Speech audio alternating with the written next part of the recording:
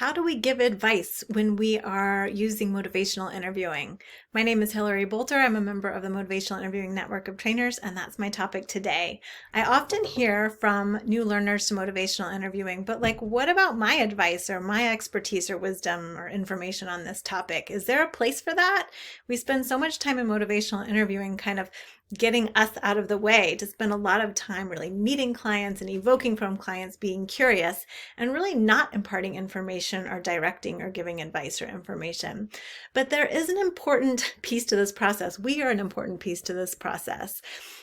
We have wisdom and expertise that may be really relevant for the client and really helpful for them. So the question is, how do I do it? How do we give advice in motivational interviewing? Well, number one, we ask first. First, we ask the clients what information they have about that already. What do they already know? What advice might they give themselves in this dilemma?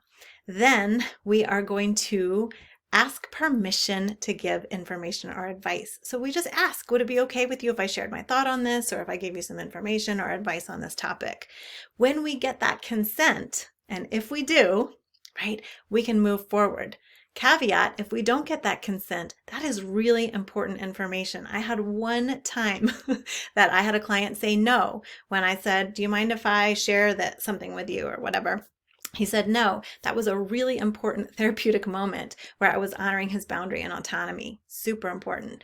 Usually folks say yes when we ask for that consent, right? So when they say yes, we can move forward with giving information or advice.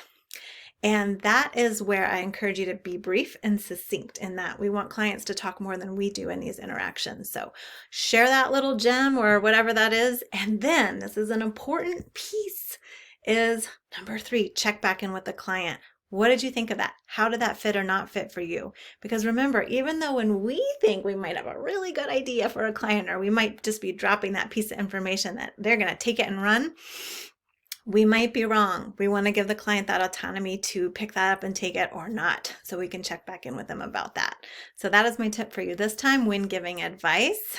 Ask first, ask for permission, and check back in with them about how that advice landed. All right, good luck. Thanks.